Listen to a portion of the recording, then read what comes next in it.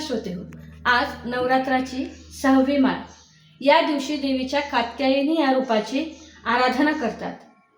देवीच्या मातृत्वाचे वैशिष्ट्य दाखवणारे हे रूप, जिच्यामध्ये संगोपन आणि निगा राखण्याचे गुण आहेत. चांगला वर मिळावा म्हणून कुमारिका या देवीची आराधना करतात. विवाह म्हणजे वचनबद्धता, सहजीवन, आपलेपणा. ही देवी नातेसंबंधांमध्ये गरजेच्या या उच्च गुणांचे प्रतीक आहे. आत्म्याशी एकरूप होणे हा तिच्या नातेसंबंध म्हणावा लागेल. वेणा स्वामी हे चरित्र आज आपण पाहणार आहोत. रामदास स्वामींच्या सर्व शिष्यांमधल्या सगळ्यात आवडत्या शिष्या म्हणजे वेणा स्वामी. त्यांचे एकंदर जीवन व त्यांचे लेखन हे खरेच अभ्यासण्याजोगे आहे. श्री समर्थ रामदासांचे चरित्र सांगताना वेणा स्वामींचा कार्याचा उल्लेख आल्याशिवाय त्यांचे चरित्र पूर्ण होत नाही. वेणा स्वामी यांचा जन्म इसवी सन 1627च्या सुमारास कोल्हापुरातील देशस्थ ब्राह्मण कुटुंबात झाला. लहानपणापासूनच वेणाबाई बुद्धिमान, हुशार, शांत स्वभावाच्या होत्या. वेणाबाईचे वडील गोपचीपंत देशपांडे हे विद्वान व धर्मग्रंथाचे अभ्यासक होते. त्यांनी वेणूला लिहायला वाचायला शिकवले. तत्कालीन पद्धतीप्रमाणे बालपणीच वेणाबाईंचा विवाह झाला व त्या मिरजेला सासरी आल्या. चुणचुणीत, हुशार, रूपवान वेणूचे सासरी कोडकौतुक होऊ लागले. परंतु नियतीच्या पोटात काही निराळेच होते. अवघ्या 10व्या वर्षी वेणाबाई बालविधवा झाल्या. पती निधनानंतर त्या सासरीच राहिल्या. त्यांच्या सासूबाई अतिशय प्रेमळ आणि सुस्वभावी होत्या. फावल्या वेळात आता वेणाबाई धार्मिक ग्रंथांच्या वाचनामध्ये रमू लागल्या. त्या एकनाथी भागवताचे वाचन करत असताना एकदा समर्थ भिक्षेसाठी त्या घरी आले असताना ही छोटीशी मुलगी एवढा मोठा ग्रंथ वाचते हे पाहून समर्थांना कौतुक वाटले आणि त्यांनी वेणूला विचारले, हा ग्रंथ तू कोणता ग्रंथ वाचत आहेस, तो तुला समजतो का, असे त्यांनी तिला विचारले. तेव्हा वेणाबाई म्हणाल्या, मी हा एकनाथी भागवत वाचत आहे, पण तो आचरणात कसा आणायचा हे मला नाही कळत. तिच्या या उत्तरातील चातुर्य पाहून जय जय रघुवीर समर्थ म्हणून आशीर्वादाचे हात उंचावत समर्थ निघून गेले. समर्थांचे ते शब्द आणि ते रूप वेणाबाईंच्या मनात घर करून राहिले. हेच आपले गुरु उद्धार करते आहेत हे तिने मनोमन पक्के केले. काही काळानंतर त्या माहेरी कोल्हापूरला आल्या आणि आईवडिलांच्या परवानगीने त्या रोज समर्थांच्या कीर्तनाला जात असत. कीर्तन संपल्यावर समर्थांशी आध्यात्मिक शंका विचारत असत, त्यांच्याशी चर्चा करत असत.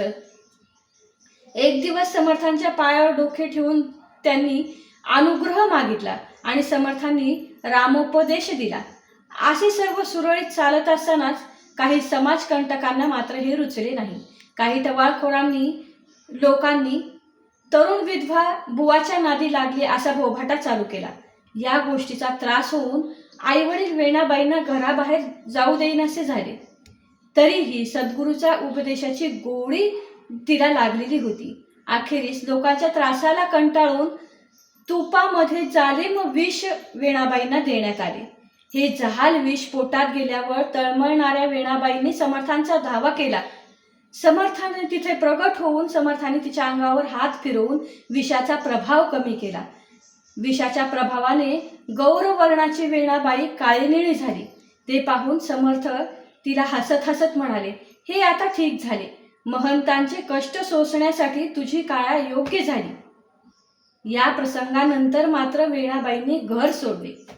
गुरु समर्थांवर त्यांची नितांत श्रद्धा होती. त्या उत्तम कवयित्री होत्या आणि त्यांच्या भाषा घरगुती सहज रम्य होती.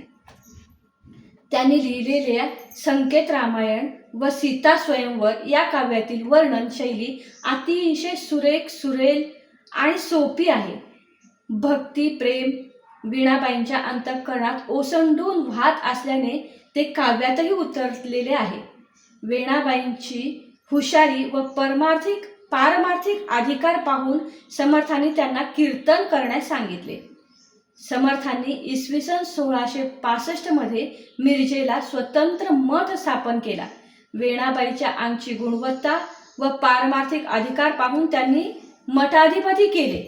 वेणाबाईंना वेणास्वामी ही पदवी बहाल करण्यात आली. वेणाबाई ते वेणास्वामी हा त्यांचा जीवन प्रवास अतिशय चित्तवेधक तर आहेच, परंतु आपल्यालाही बोधप्रद आहे. मठाधिपती या नात्याने सर्व अधिकार वेणास्वामींना प्राप्त झाले, तरीही त्यांची नम्रता ढळली नाही. कुठल्याही प्रकारचा अधिकार त्यांच्या मनाला शिवलेला आपल्याला पाहायला मिळत नाही. वेणास्वामी अत्यंत कुशल उत्तम संघटक होत्या. त्यांच्या कनवाळू स्वभावामुळे त्यांच्या विनंतीवरून समर्थांनी वासुदेव शास्त्र्यांना समज देऊन पुन्हा संप्रदायात घेतले. यातून वेणास्वामींचा वात्सल्य भाव आपल्याला चांगल्या पद्धतीने पाहायला मिळतो. वेणास्वामी प्रतिवर्षी राम जन्मोत्सवासाठी चाफळला जात असत. समर्थांना त्यांच्या हातचे जेवण खूप आवडत असे. एक दिवस समर्थ वेणास्वामींना म्हणाले, तुझ्या प्राकृत सीता स्वयंवर ग्रंथावर कीर्तन कर, ते आज मला ऐकायचे आहे. तो दिवस चैत्र वद्य 1416 इसवी सन 1678 या दिवशी वेणास्वामींनी अखेरचे कीर्तन केले.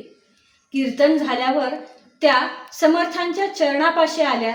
आपली वीणा समर्थांच्या हाती देऊन त्यांनी समर्थांना साष्टांग नमस्कार केला आणि गुरुचरणी अनन्य भावात कायमच्या विलीन झाल्या. आजही सज्जनगडावर वेणास्वामींची समाधी आहे. शेवटी वेणास्वामी म्हणतात, हृदयी धरिले गुरुचरण, प्राणांतीही विसंबेना. आणि हेच सत्य झाले. त्यांची गाढ प्रचंड गुरुनिष्ठा